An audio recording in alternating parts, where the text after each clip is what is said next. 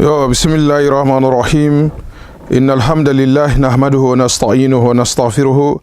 ونعوذ بالله من شرور أنفسنا وسيئات أعمالنا من يهده الله فلا مضل له ومن يضلل فلا هادي له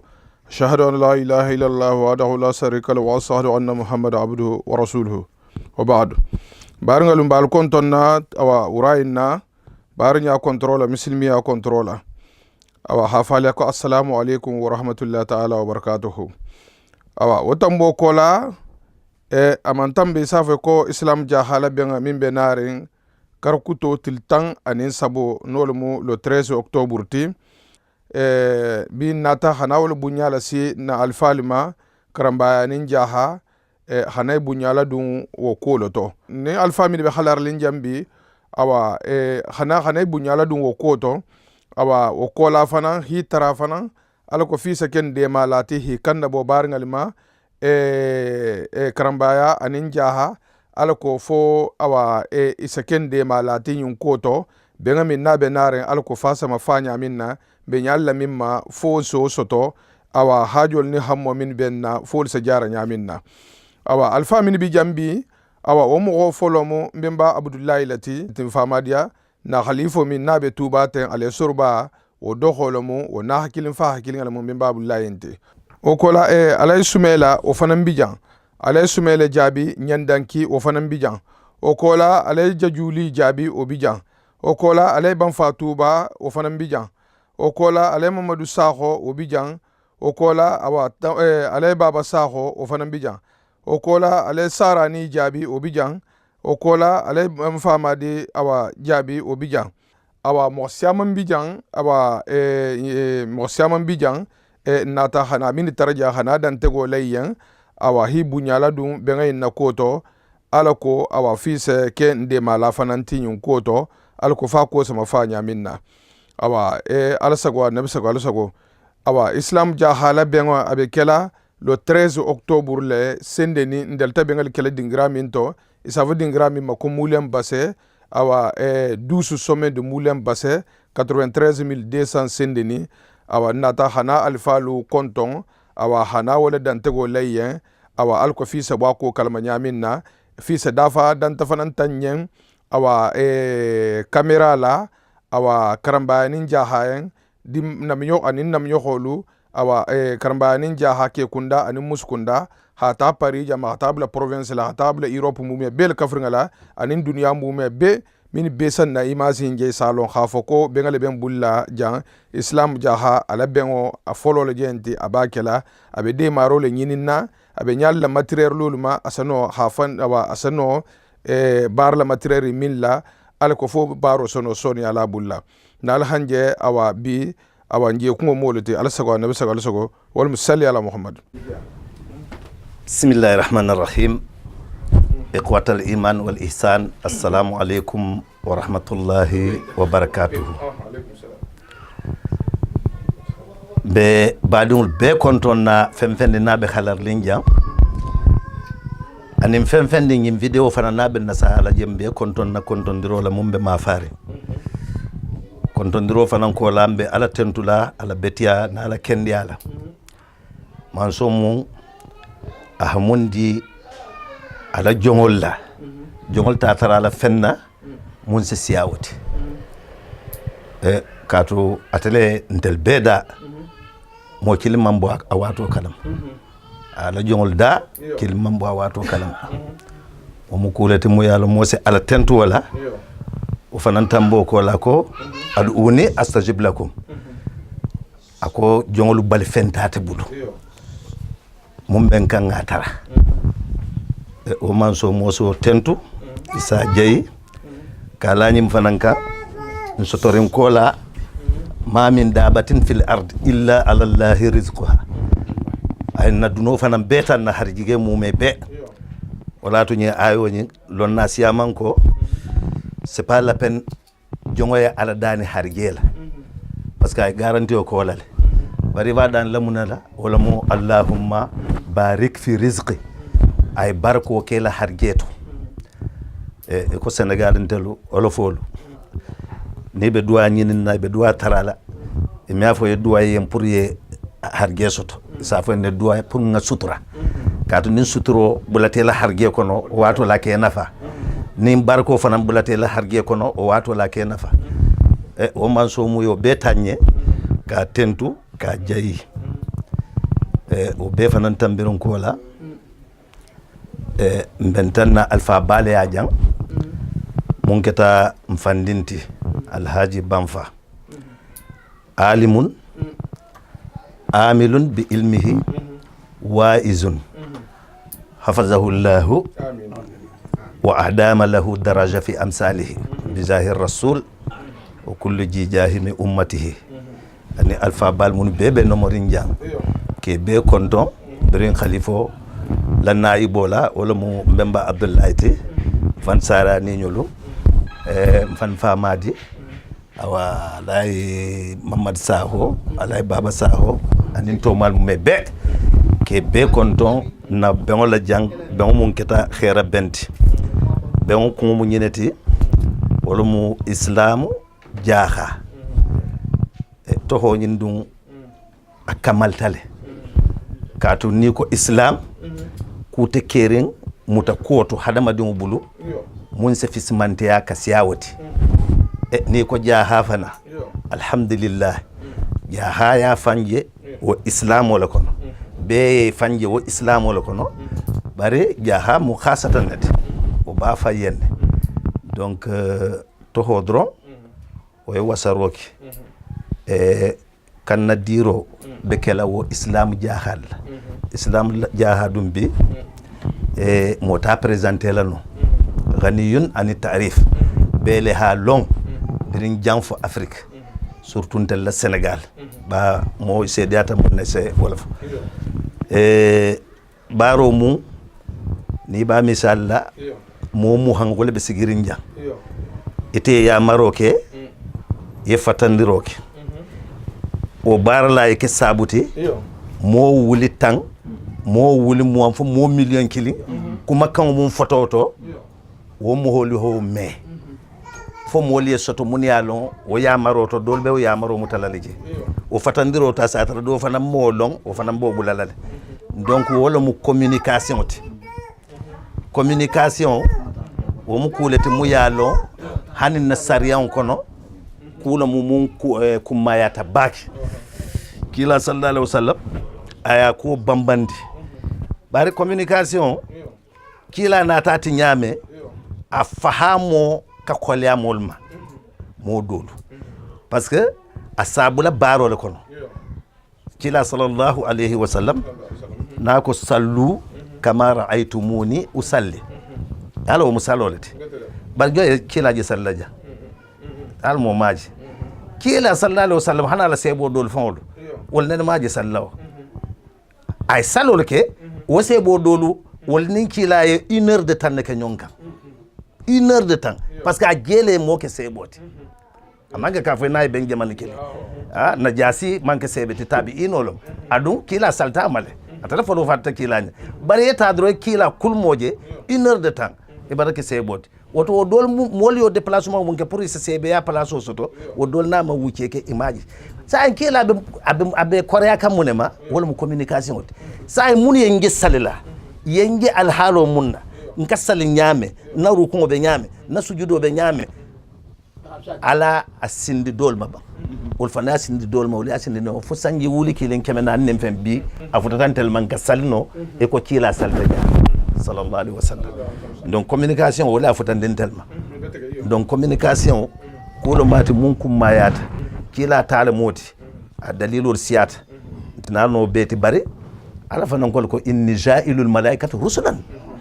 communication mun banin kila al tema ako malaiko la wala bulawo ko la asafu malaiko le senna jibrilu baitul izzat samfato folot alqur'ano be la ringere nay ordo di wala ba cikala aba sambala kilama be communication mum bina da fana amma ken yin dika fo communication yin comme annabiyum dole mun tambita walla kitabo da gindite ka sin yakile jumlatan wahidatan barkila ta sallallahu alaihi wasallam kuma kan wala mu sanulqi alayka qawlan saqilan kuma kan wa bor sindila na sindi kilama ata safere kila fana akapte kila ya tanga afana aya ita sai bolla wala ya tanga o akata o ñamal fa fata tan fo Zaid bun Sabit nata ñim bara baake mo yalon bid'a bebete ma mo wallete bid'atul hasana bebete ma munetik kila sallallahu alaihi wasallam alquran wa tala ajitata la katala yitin bari alquran ma ka fu ñom o kata ko mal yow muni oke lonnal fawnata ko fo jandin duniya be wilda mo ni alquran ta ya kare kilim bal gema ya dawdula misilmo ite be fen soto lage Zaid bun Sabit la pourcentage obici parce que atala mu man sanna sunnatan hasanatan falahu ajruhu wa ajru man amila biha donc wol mu kullati mun yaado nim benta jang communication la importance so fono dino la karola islam jaha fana importance mum fanan dundi tel fon la moyal kono na moyal tobe nyal kono wol mu kullati mun yaalo to babul gaf mun na c'est salutaire c'est salutaire donc na bo nyama e hadama dum lahira mantra fem makono naje li yurawa amalahu baro ni ta rete fen do tar la jew ila baro e bole tar la baro dum be tala sabarete baro mu barla yake ayata nafa ayata non nafa wala mu baro be kuma ka ko to taro kila sallallahu alaihi wasallam ayo baro leke misil moli ala fon senna Ibrahim ala duwa kono ay duwa ke makasate ala la moyro tariat ala duwa kono ako kam makasate ne mandi bari makasate ni nemo mum binaraje ako anemo danga tema parce que atemu mu'mino lete ane munu be atenoma asada woto mais kila kabirin sallallahu alaihi wasallam nganne jube nganne betol mbara man kamale kadu baro be lar nganne le ka ako man kafara wala o yemuna di ye fen din nate fan waye anate tanoy donc be baro barakela fa ke ku fula ay nafa soto ite fanga ite nafa itanol fana ay nafa surtout o tanol kono i jewol mun fon be jaay wol nafa alay wala itala donc ala dafa baro mun na wala mun yenti ye barake baro mu yeta nafa ayeta mul nafa bara fulan jaw awa tubabul gafa mun egoiste wala mu baro wa betiata bara nafa dante te ko wala bara mam nafa sabanyo wala baro te ye bara kendo e baro ke ay moltora ameta fanan nafa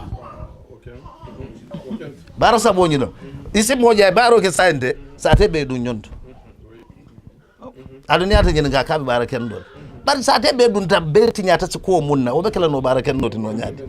e bi ko ma manke bara kendo ti lahira arabe ta jola wala nyaadi ete société be tinya e mo kendo be dun nyonna khairo mum be sabatri be dun nyonto donc nyim bara sabolu wol mu kulleti mun yalo e mom mo be baro kala e nyanda folo nyina tala parce que wala mu baro ti mu yalo akumayata donc nyim mu kulleti mu yalo be den kuolo le 13 octobre abe benna jumalumulti sendeni be sinanga ben hani amanke ka fu publicité parce que islam dia c'est pas la peine moya publicité ngolo fo be ya nafa jele nafa mum bala ay mun to ben na dino to anay mun to ben na société to anay mun to ben na moyal to anay bankul finanso nyonkan parce que atem société parce que mosa kili wala entreprise moya lon Sénégal kay molka écouter back surtout jeunesse sol Sénégal dia hanga ban amani nga ban bele ba akalama donc oto ni wo ko sita o mu famma ko yolati famma ko yodum ibe na famu soto la dunya wo bigele mais ibe na famu fanan soto lahira o fanan bigele wala na fa soto parce que mune be keri ye fen dingue ñimbe prévoir tale fo mo le mulon wala mu développement parce que ala fon kuma ta développement mal alquran ko ada ya bambande o yakulu kuma da ta'lamun développement wala mu ali ñi mum beje ngam fa alquran ko no fasiru fil ard alta do jël alquran ko mais alta dunya ko nal sigi bari kabra ko fon dol ben hundin wala mu développement ado développement aka hadama di wala comportement wala yele mandi développement ko lek parce que ku tolom bidalom développement mu bidal parce que ni courant mum be kerente mais kila fo ayo jitetel kallo mun ay courant ko kalmutal ala be khal ko la kono abe science wala kono radiolo ibo wala kono radiol sotoda après wol datol tambita iman da bar bi kulbe ker mun ale tariata wolti telel nata téléphone nata fo jeng caméral nata donc nin développement bo wota atel la société fali ya kanyandi wo développement ma pour à rythme eta parce que jangolu souvent et quand c'est des conservateurs ku koto diatani ama manjawya alfal la sila koto ni fen ko bar développement la budda parce que han kila ni ajube ala ta madina a développement ayo gere baki la société ko no aninga ko développer donc wala to bi futata dingirato wol fana molu munu be koma ni wol fana bi wol fintinde wol kila sallallahu alaihi wasallam nata makka moro abalo nal ku keta la koma nata ta madina kajalika karamba tuba nata tuba abalo nal ku keta koma le donc wota développement wo mu kulete mu yalo hade madiya fon la marcholam hade madiya metano fo développement donc be badingol be kontonna gimbaro la baro mu yalo alhamdulillah comme ngaji tanyame nanne la mu ko beti wo nganne to yito wala en sindija ka fo nganyondema adu nganne mum fana yake be ya nganne jele parce que mota fala mum mandum anafatu ala mo la baro sara abe limiterin ila duwa sara ala bulu abe limiterin bari ala la soro fe mum be mum beti ata beti wala mu almanno wala mo ala fa mo xer mun o be nyaadile ni mo be fe mo nyine misal do comme touba be nyaane masalan be lafta fe mo nyeke tati be ya nyine ala ina tay mo kilin xer ayata ayadiyam misal do touba ata ko yala wali ya ke touba mais kabira ala wadi fo est ce que karamba ala baro lum ban fala duwarum ban isafu tumo dolu mu warta wo beti wala mu ala nganne senia ay munke da fen wodi ay nganne senia munke ala ya sara ka fendi ama fen mu yalo fo duniya ye wili o fen be sabatilale ki jafarati ge fen venenti ge o be sabatilale ko alfa ya nganne nyame ata fanga ya nganne nyame misil mo nafaye donc na bo nyama be kontonna mba fala abe kilin naye assalamu alaikum wa rahmatullahi wa barakatuh. ta kalifa la harfo me ahami ta bengay na koto min benari aba albata la harfo be me hamsalo min nati kafi hadisul to ne alquranul aba ani awa kumin be kerim bibi hafo duniya be yelma le nyamin na fiti ga habula ko nyale alako allah mo ya tano nyato wo ko la hambi be harfo dila fan sarani ma fana min ba fana nye kan nabo min ba fana nye baringaliye awa katara be awa hata jambitu Paris jambitu hatabla province la hatabla kakandela awa hatabla fondation fana mamburu be la kafringala asi kanda bonya alako fo c'est des marostono awa fo barka salano en koto wassalam. Bismillahir Rahmanir Rahim. Allahumma salli ala sayyidina Muhammadin wa ala alihi wa sahbihi wa sallama tasliman. Mbalu be kontonna khata jamma hata habla lagine la mbalu be kontonna alay khalifa ha harfo banne nte sagi la wonoma parce que to suru mo hayate fo atefanga bo nyale la dula atala khasiya lo dula tibar lo dula ku kelo le bala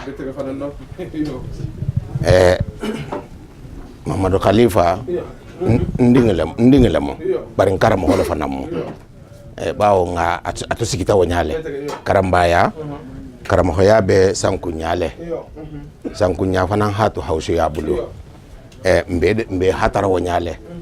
harfo menu nati me fellano wulukan to nya dorna fo jang nde ben kan na bola ka kandele ma nje ka kande representant na jang ka kande ngol hambi alsago annabi sago alsago alay usmani batay kan na ko ha madema mun to pura ha materiel soto dunia fem be abe bata ke sophisticated abe be sophisticated ne ha material kendo soto ila barol se be bulula woto kakande ngolu mbatan kanna baluma alu ha mobiliser ali nga mobiliser Usmani mafa ha manku ke tuba karola bara ha menke kakande karola ha wala khasiya dina ha menke tuba karola ti albebe o kala mawonya mbesigirin na bungola le nga landuma musoje isafa mama ko fo bande lenge ay kalube hoje nyamenna Usmani katata hasabo men nasiwo mawulo konono aliyatimo lu kilondingi lu bala minindi ahasiyamu hokemeti Usmani ne kata sabuti hola bo kenala ni mo hol shibulu fayaka mesigirin na bungola le kamisari ni ndolu lakuni sa tema mannom fangalo nta fangan na mo yake nonne barenta man sa tenyi fangalo jamingo nga Usmani je folo fanga ke kamera la wolungule abata ke banyi nabo satin to fanga batanye nanna hakke baye na kamilonte hakke baye nabo abe ke baye ni be taralo kala kala yire abe ke baye be taralo kala ila jamen kola kala yire wo ndene man sinon dot adun so taka kandele Usmani neketa sabuti nga kala yire wo je o be mate ka kande kilingen nati tasibon jamengo alu halo ne men tambita je da banku atondi nye kakumba jamengo alu halo ne men tambita je korila jamengo alu halo ne men tambita je woto mben kanna bolaluma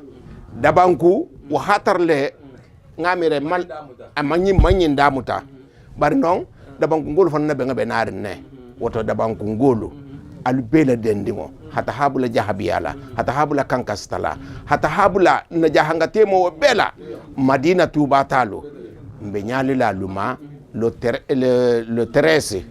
karo menje nala alo 13 mbe nyani la luma hata haluma dem hata ha Usmani madema afananga material kendo soto na ha material kendo soto oto baro ntolubulula abe baro menkelan tolien o bata sonia ala sago annabi sago alu sago mbe nyani la alube ma wolungo Usmani ay khalifa abange banne akomo honte Usmani publicité là ça c'est vrai o be sa hari wonya bari ndol fana ni mu wajibilati comme ala be ngamenje narinte mfana ngado fama hafo msama de mar nya fo songo mento mbe nyani la luma wolela parce que ni matériel kendo be mo hobulula baro se sonia ni ndol tata na jahanga be ngaluto sonko la hasia sonko hasia mi hon kan ne meno bar mikiro dolu be kering ni ngo ben na be ngaluto kum sonko fanga se dabula ba ni mikiro bla tata ite fanga songo le fanga se jara ite fanga songo le fanga be jara la c'est aussi de bun tongolu ntati la be ngatole ja e pare attorni sextune mama bun tongolu ntati la be kabre ha mikiro bla tata fanga silantale voilà ningo Usmani bati kangala boko hamad afana made ma wo fosongo to woto alaye annabiye kakande alunga mobiliser nga Usmani madema fa finance matériel insoto Usmani man ka foloti ko Yusuf Nduru farang hataralo kele ya Yusuf Nduru anana hatafaro kele itaralo kele Yusuf Nduru hataralo kele matériel soto jang ata Dakaro matériel duwani ranga nala borangalo Senegal be la hogo do sara Yusuf Nduru ho kele bon o kodola ni Usmani fanan ko nga madema pour fa finance matériel kendo soto woto wonte kawa kuti alunga mbulo fay nyohonka nga Usmani madema ala sago annabi sago alu sago Usmani habaro men peke ntolla kakande karola vraiment mesara no bar ala fanga sasara iyo ala fanga sasara bawo ni ko bende lengo yembi ko Usmani wahal na Usmani momenti wahal na Usmani na lam holu momenti parce que tali may hasabo men na siama oto hambi mbalu tarala ala sago annabi sago alu sago ntebe harafo dan na jang kakande jandi alaye annabiye alu nga manifeste nga Usmani madema face matériel kendo soto wala hake na ben kamera la mfan nse sewa nse nyahali wala mo salamu yo barngal albata mfan sarani la harfo la me ahami yita surtout kakande ma fangala ajana yita nyami na bo nyale fen siaman nabi je bon tolu bon siaman bo karamale har man dungol kon la barajana ita nyami bande lengo bibi ame nu atun sago sa fa ta sadaka taradula awa marse to biro la awa dingral to bar bibi sa ya me oke sa ya me oke donc altala bata de mat har kunun ko wake melul taqtama mol sa ya mol sile jakko le tahama mol se fenga bole jantul fanga min kalama fe karo ken fo parisien do fe do sa amaje donc ala sago nabi sago silembe har fo di la tam fa madima alen fa mad sansiya radio kamla president fambe awa afanan sende ma aha kanda bo baringal ma alko fo barka salat ne ko to nyamina sede ma rosto wassalam yo barigilu allahumma salli ala sayidina muhammad wa ala alihi wa sahbihi wa sallim taslima katsiran barigilu assalamu alaikum wa rahmatullahi ta'ala wa barakatuh wa alaikum salam mbe alfalu kontonna fenti jambutu gun se même fo harfu tigolu bata harafu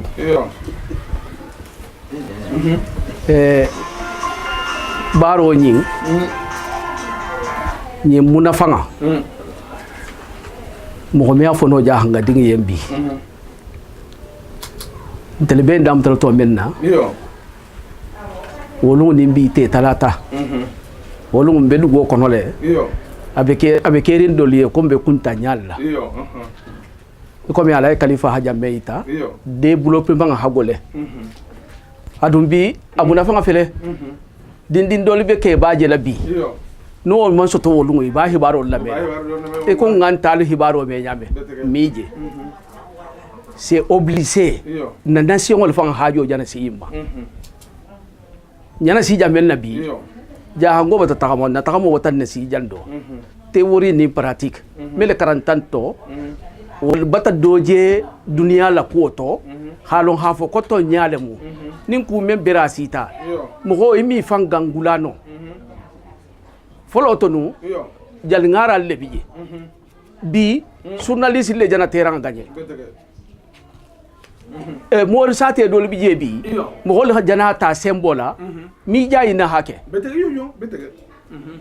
donc alhamdulillah rabbil alamin ni usmani wuluta woto ko ha dema anin dema raw hakadne parce que masigi le da hagole isago ha masigi dolu sang ime asan no ikili sayin wuluta batterie kolto ntaka batterie sandula ntaka batterie station traje ntene man batterie sifa woje batterie station station arado tigol so le nyini a batterie nano nga treme 4600 ntilisa boli je ndin kebi nyonna 4600 batterie extraction jansa ina hankil mbota hana jam 200 € a hodon na bo konti la 200 € batterie nani batterie na atabelori ne ajanya malumute isa fa ko batterie extraction donc matériel adala hagole ni tata camera dula caméra se bar siaman neke bari ne mo moyenti te iba turalije asi emasi la sonia bulu bon wala hato ajani kannabo ko mi arado hi kannabo nyabe ngantilim masin sifalla wallahi ni jama mande manu mi asa impossible mi asa no few ngato nyafu nyogonye bari ngam masin ni soto o tagata dolo fana yi tanna mais nga ça fait wahato le sitama folo to no delebe ara dolo dinna to menna fongolo mu cassette bi ordinateur le mu machine ningi bije men sabula internet la cela veut dire ha internet fongo kilisang ha asigi ara do la wonte bar la fu ma fo machine o ase fongo la ase fa internet ka donc imagine fengal le da hagole ni ha fo mo ya ko camera ku ma si woto camera ma nya don ne mo inte terang wo kan inte terang wo kay ma nya ro fo nati go ha nya si fay asike ku ma jel lingti yala ko camera ku ma si nyito mais bibi ma singal le be kering adun na société hajo bota bulama alhamdulillah in fanga le ina la kan folo ton se mo le louer ataka na ko labo atiminandi i fanga la mo le sano ni be meke no go di sarati dole safa kun dum be usmani sarala ala sarawa me masin san nato ha hajo kato jamal ba de mala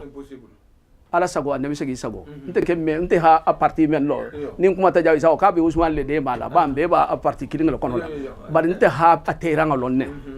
nga teranga lonne fenda golen le bije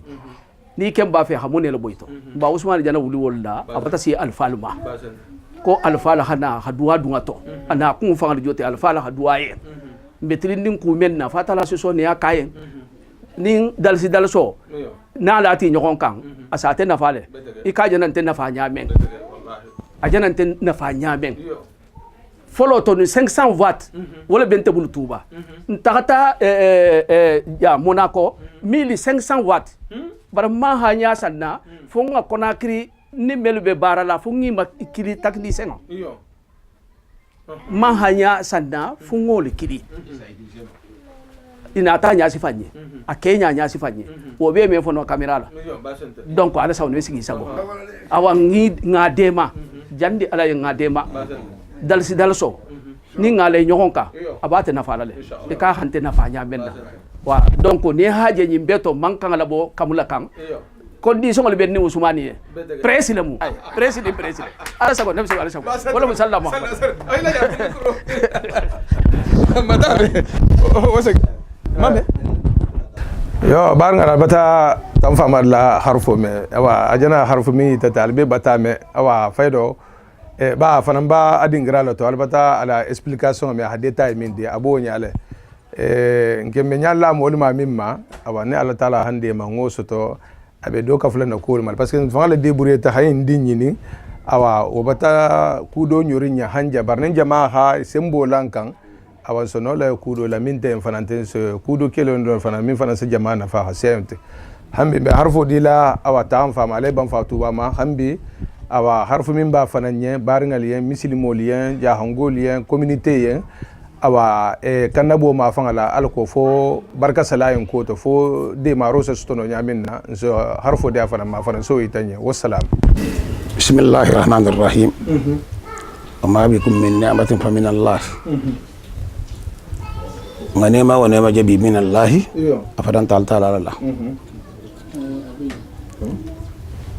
ala kanan nema fe mbabulu Ousmane publicité ntede question tono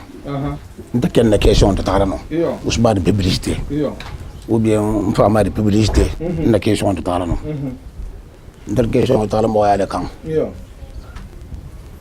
li kulli mahami mahadu do la beding nyande men forje so lonne kuma do benta do manin do ga fa man ngama ni xaje mal la sagi ko ntato ngalo ne aljanna ku men na ngandele mo ko luti folo ton seletaro la safe xala jensen dingiradu to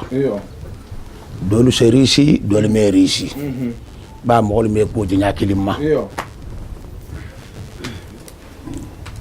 bari nge tembo bata si dingiradu to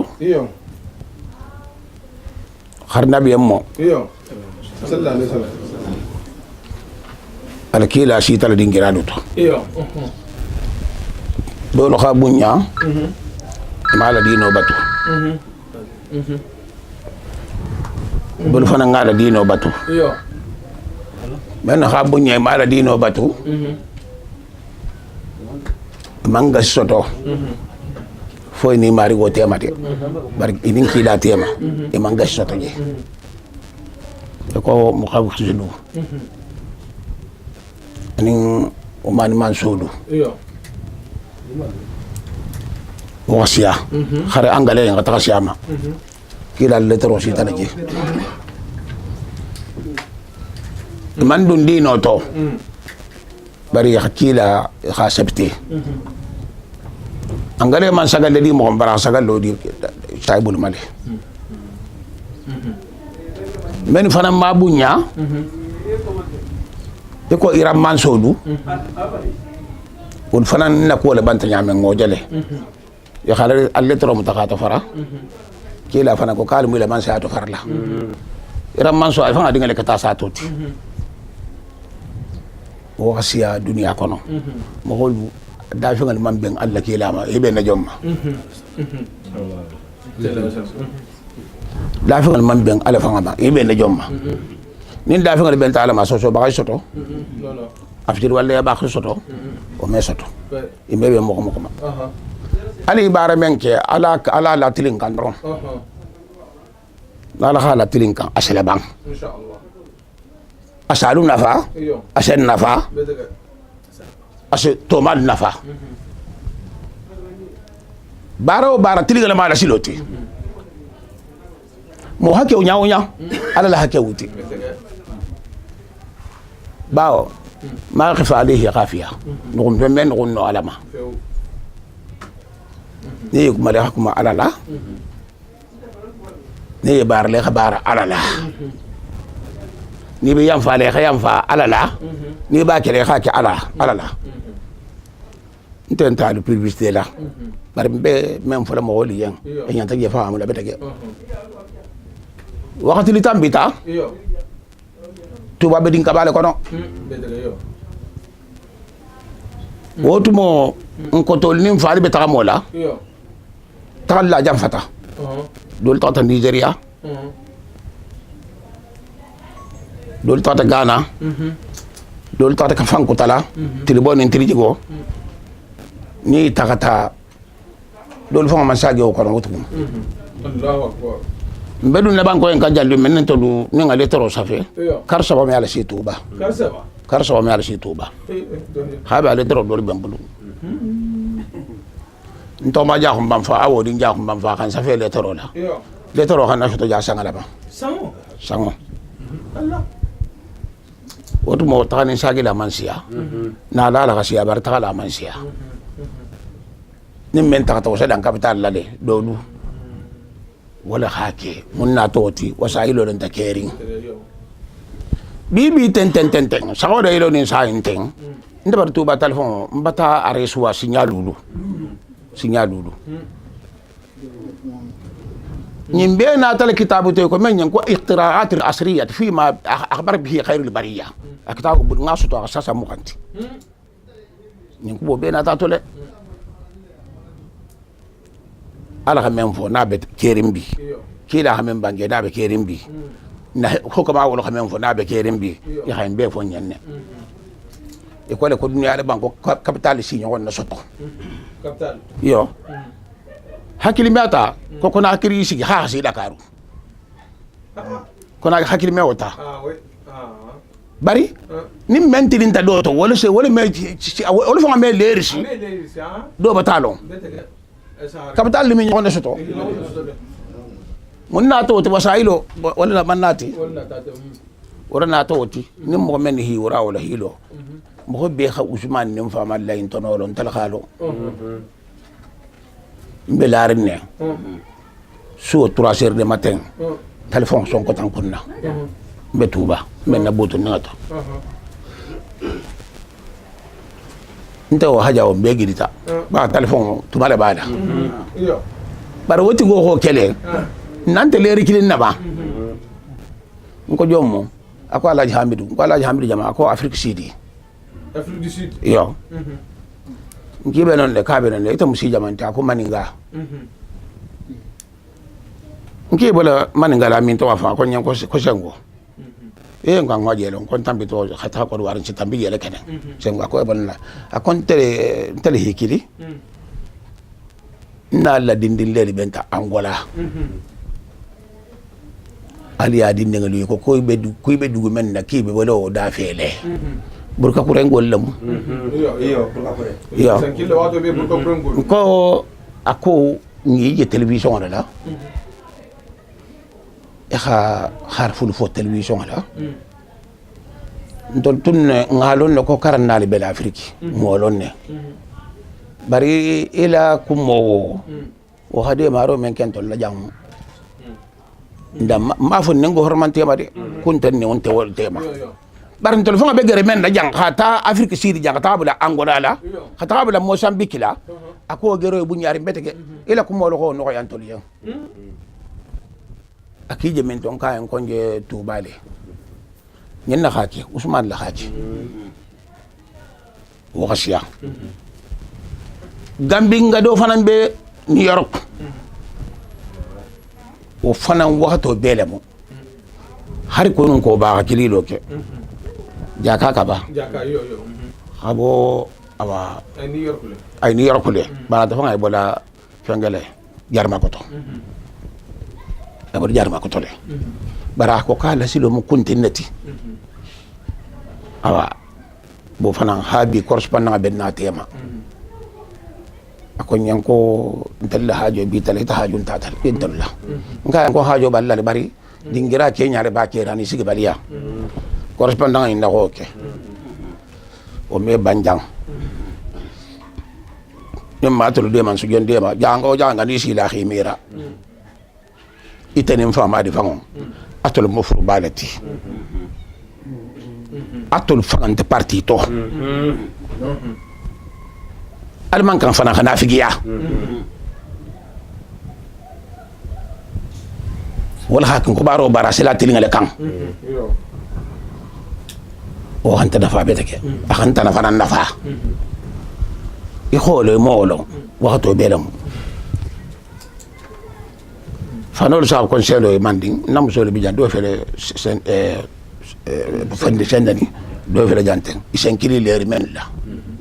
men asi no fa buton khasa ko khayle téléphone nga fa billa bangena ko nga téléphone numéro ko nga keku voilà kimi si no nyasto e bul men si no nyasoto dolo han nafa dolo han toro parce que dolo gini karo fu mata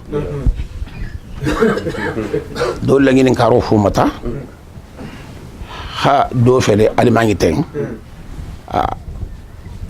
o sama ngini ka ku sama nala ni nga fo al sa ko mo wulita ngi ma ka hasidi ama ya o te feu o ha magini ka fe memma o man ka ana bari ka ke fangati o wala sa ballu o yen ala sa bana so bari sabu jaha karamba mbatali kili jaha ni karamba tulufulo lamu tulufulo lamu jaha ni karamba ati tulufulo nun do ella ta do sa ello jale nya fulo alta la hatu suwo men ke fulati kilimbe ella la kilinga ba ello jala ma jangol kam kay ke nya kilin ko nabe fan kilin fe ya men su gero ka ta atka askata ko nabe be nonne ala sago nabi sago ali sago nsang tanin fulo nga tuba ku gero damuta tanin fula santanin fula si santanin fula nga tuba ku gero damuta hangen sigino mento bi nsi barta sam bi worula be tuba ku gero la aberi silale fani ade mala le merisi barto nya de mala wo serisile sikko do antoto ja khanin karamba ya dal tudolo kuma fanga mem fota jang me men nyenen na be ka ta salima be men nyenen na be ka de maroke ntolo nyenen na be gori nyenen la be ka de maroke kumo ke solo joti nyeni be godo men nyenen na inta nyenen na ifanga yen fenne me soto no godo ko bi na hiri ya kare ko balam nin fenti bulu ila finna ko idiya na ko ina keno woto ala ni annabiyen ntol men je kumala ten ntol men fanga je kumala ten be kumala dole la parla bar ben na kutation barale wajibo le moje kana fu mo en kali en ke fanga be koma wonta ku so beti ala sago no so sago fen nin jahangolum fo jahangan titi ni aba nya fanga ma to ba kun fo mo la obi hakan ne ka mfa mari nin usman dema nyangan dema de men man si tuba har mi fanga ba ringal to xam ko takula jani be ko ke solo na ya xam butarale barku gati ngana le kullu nabai mustaqarrum man kan ten kunne ten kun dilale man kan bela janni be bala ku kalama e xamu takula de parce que xam misiri ku bala fen to misiri moyen ni ta kuma dun o ta ko yen ko it fon ko misil ko inte misil mi ala fon ade ma kuto ifan fanan ta misil mati bari ku ke ta sawa tale lakum fi rasulillah uswatun hasana misiro hanyin han banana ta nafi ya kan bisil mo be hakan ne khilo ke la khamen ka masjidu dirar la be hakan ko ke be hakan ne ko ke bawo misiro sallala bala madrasa karanna le bije labitan jar la le bije ni bebe kala arbari ngala kamma ni arbari ngati nyala foti ila baro shikari jara foti wallahi ya sahari sikawo shikanto to alla khibaro inna hakim ma fo men e bol fola youtube ning awa fanyan kumo ning awa dadi yan kumo men e fola youtube ning do to on di fam facebook laba nto luma nkole kumo kendo akeso nyin la sai tanna dol xam mutakula mfa ma shiri nga jakumata wala kan la nyurumata dol akumata wala kan da din kurnya fa ngaje comme man kan fa ni xam ne minen kasibi yanto bar al karim yafu din keso se yan faale ni khadin si tabi yanto no khayala kan da sije bawo ntol ben bal fonction ketamente ko ko ngola deng amanke mo den sankunti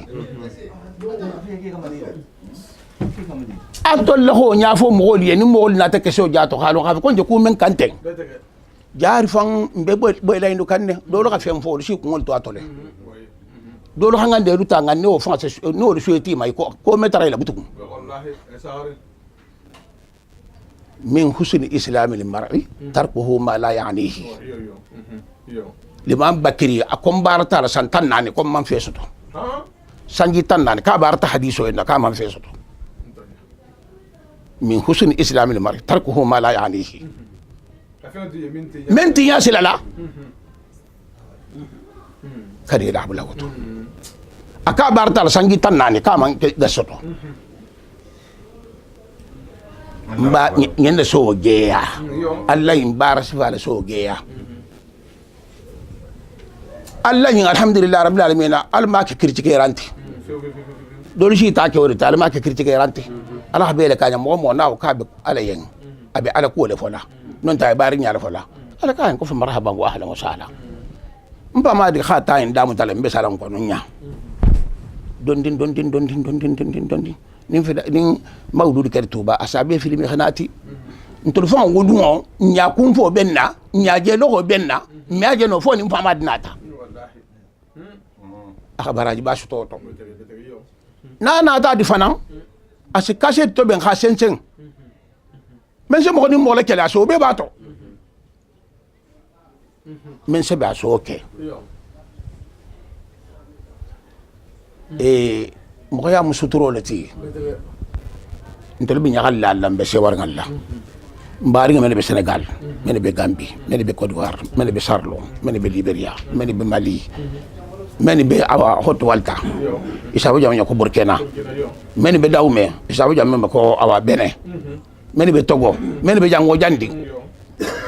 be sey lon ko janna bara lamu tabaro men ke hani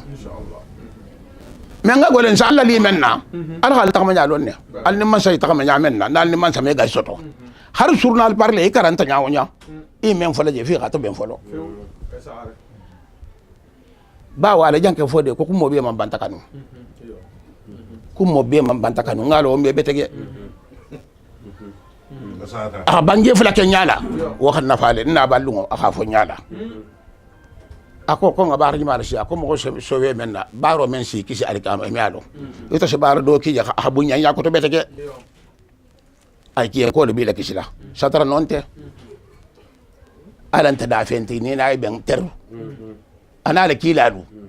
anul le seben ter ala dab yam modu bawol me fen fo am men fo yen me ko ga ban men fo yen ki gaje bar mo to ma si amane se dum ala gasto da fen nente wala hake ita diana kuna ta diana kun takilinti donc mbal tanto lawo kan khase wala khali jagi ala ni annabiyen mo kada na saga de me men fola ya hakilo dun wala koto ni ya hakilo dun koto shi ke barolo shi ke ko farallo al kalan tol fanga saga de barin ke baro ni ta hita ke barolo men be fola me men fola al salo khalo ka fa da fa kele ana fa be kana fa da kan ada fa kina da kan surtout na fe musolu mbata da kili man juta ma mbar tanto le mbar jagila man juta ma to le sen na salla dia anin ta kele fu ala ba kele alale anin ba dinya anin fa so kano hubul watan min al-liman alba kele lo kamma habil fe musolu mbalu tarala fente ke bulu jang ndakalo en ko la fashion tonton bulu jang fembe musol le bulu jang ali sabari ala ka usman dema abenya alla memba ko soto on hunde nyamate diade sumu fana na mutolo sa diade usman bata kirilo ka kirili folo lo jeen tan man kirili ke mba ma fana kirili folo lo jeen tan man mo kilaka ifa la khide buri khay be nyini kha boy le dimba da kha boy fan hajo koto kha dunga to abata na dondin habe diwele persile abata ke kutu sile mense dugo nafa abata ke kutu mense nation nafa abata ke kutu mense mo ni finya fa nafa woto ali ngabulu ngal lo fe mensa ke kumala o ha ke kumola mensa ke pilanna o ha ke pilangala mensa ke sembela o ha fembo ha adunga to ha dema nyenda sake abe na lo rulale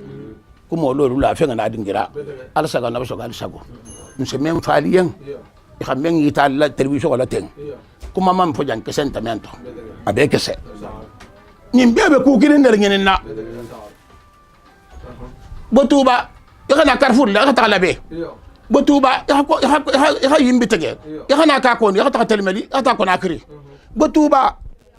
ya ka mula tege ya ta ko hitali ya ta ko nakri abe yisi la ko nakri la bari hatari nyokon tele na kumo le betanne kumo be hadafo mu kirin nati wala mun yantin be de maro nyin na Allah ala ne annabiyen be hisi kuke wodin gira la mun sanin yin da faliyan ngal ya han kan da faliyan tan ka kandi Touba Senegal Gambie mbekidi mfa mari yana men yin tan ko ko be ha Gambie be ha muta Touba kan me ina ha me e ko tanne ni fan xisi garajo le xamemme e sakiti o ma ngaranse Ousmane Tagning ni ngaranse ma mel lankan dugo en fon ko nan takeri am akhsia parce que misil mo men bi je xalon xa ko jaxa islam jaxa kante ben ni ngodi ni ndoro maja ko nafa ku tabala le même manke godi ni ngati afala folo menti jaxa fa ngara de ngem fa sen satu si ñoko fahamu waxati be xatar la killing xaduwa ke xankun kan ko fo awa khanya ko ke o sai tan na ko ja bulo bi nyoko bulu de ala sa no so sago ja ngadi men se me ngata bi xam kala fiya to khate mo ya to wala khasi adina membe sigi so ko not ni may nyoko njokki nyoko ja nga ku sabu so to men sen na jokki nyoko ay tay nyoko na asata no mbaaw di ngira mo handi ja ha bela kuma ni men ngala kuma ja to siyam fa mbebe ku kilin na ngenen na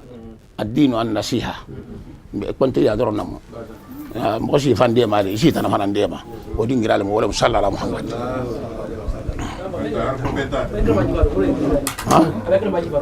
wala kan kili anto sul ko kan gola habunya men ken nyen na mbole nya fula di ente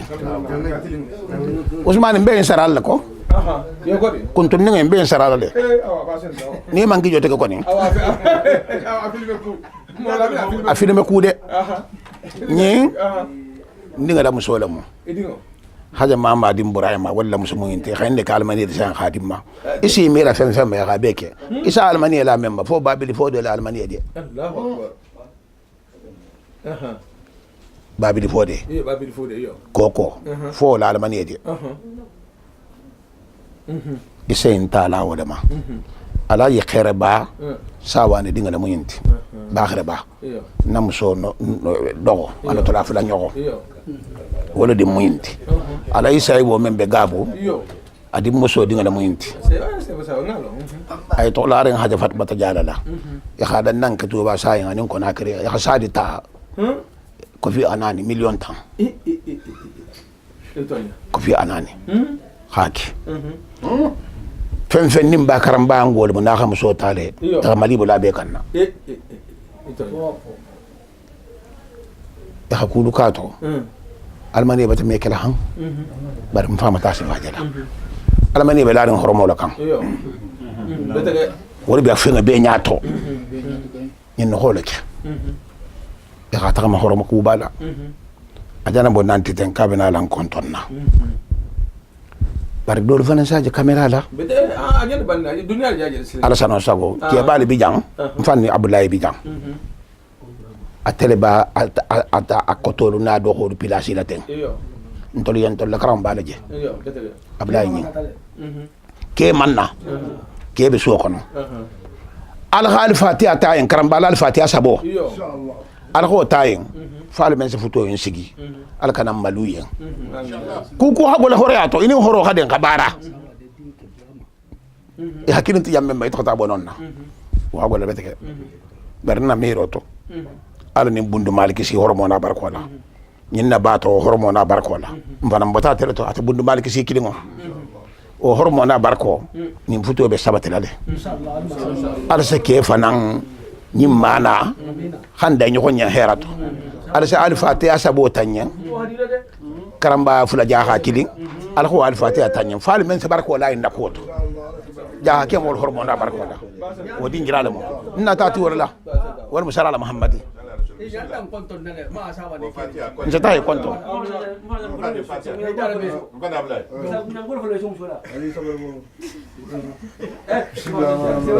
sallallahu alaihi wasallam salawatu lillahi muhammad wa sallam taslima bismillahir rahmanir rahim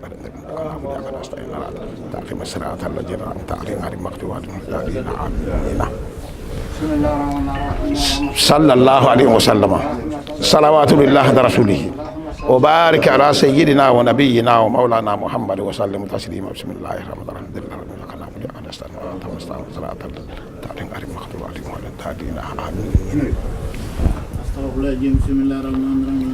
صلى الله عليه وسلم صلوات لله ورسوله وبارك على سيدنا ونبينا ومولانا محمد وسلم تسليما بسم الله الرحمن الرحيم رب يكن عبد الله استغفر الله تعالى صلاه الذين انعمت عليهم مغضوب عليهم على فوتو سبت لكينا هرمونا بركه كان جيتي اخر جين سبت على موتر تيما على باركو على موياكو على دينكو على كيلا سي ولا ما بيسون على الخان ام سوريا عثماني مجال سرا لا تي ko mejal sara la do barko halande be alam barko la be ngento usmani اللهم صل على سيدنا محمد النبي وعلى اله وصحبه تسليما كثيرا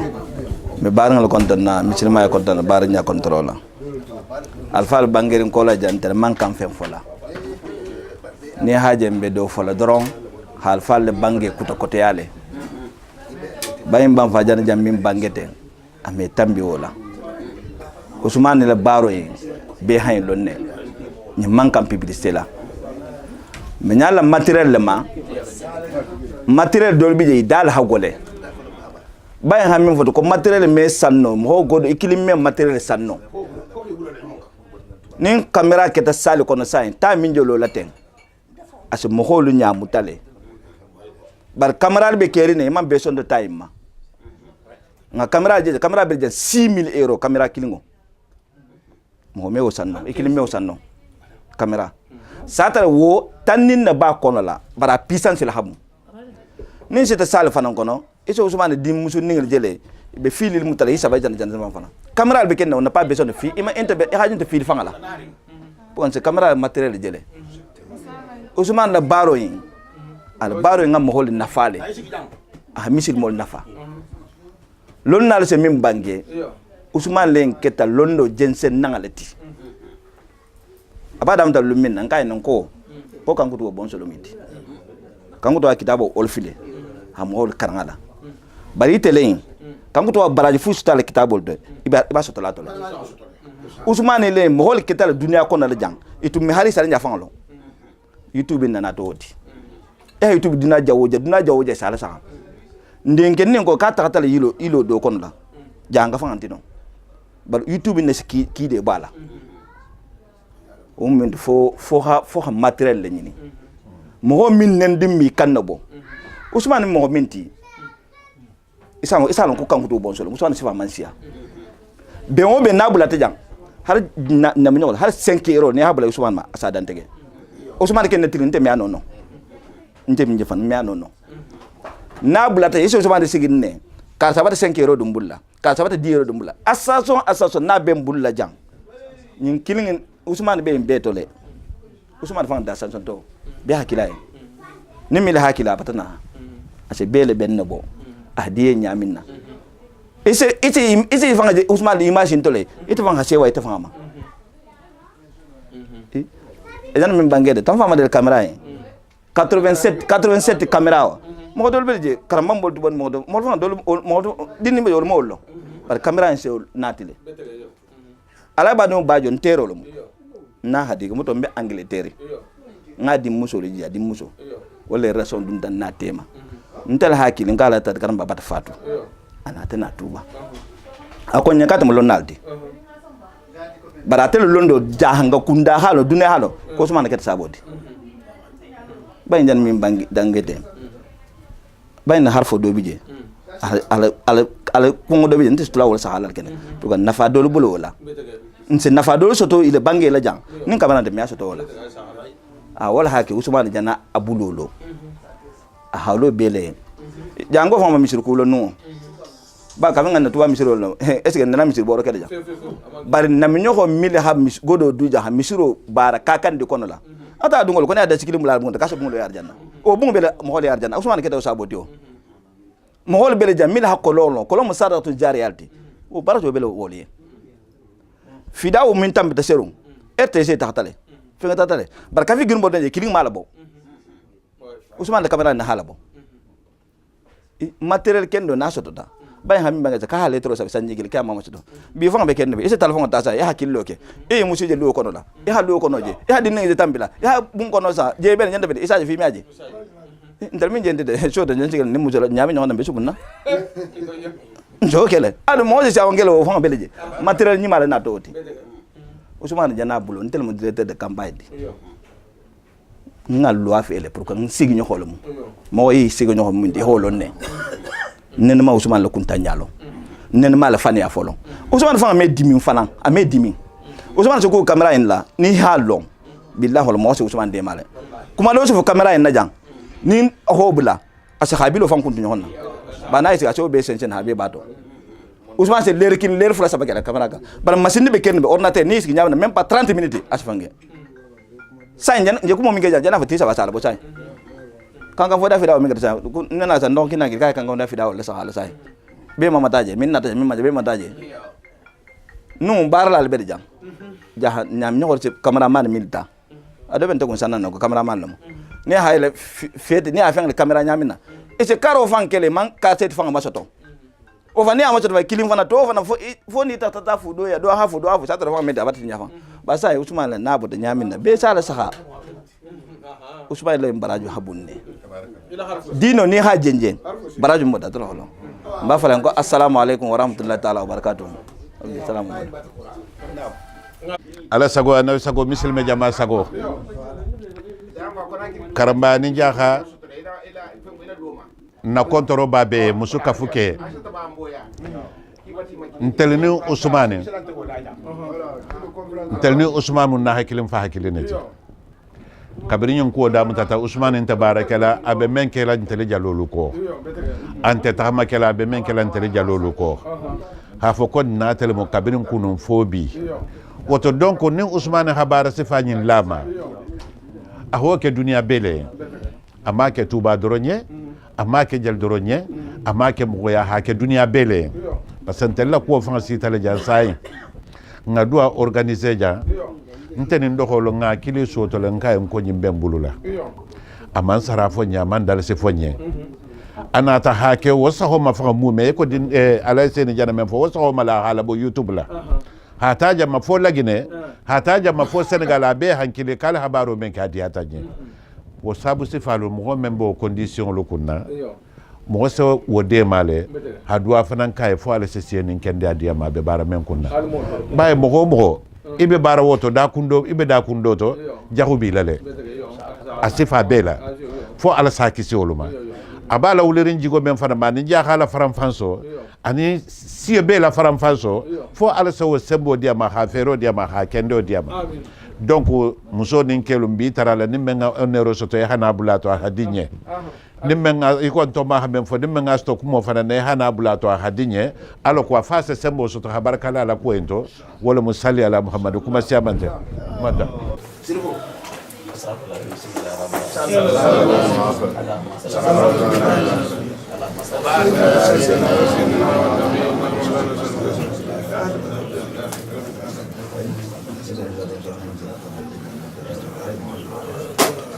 Alma ko beaucoup là. Amin alma.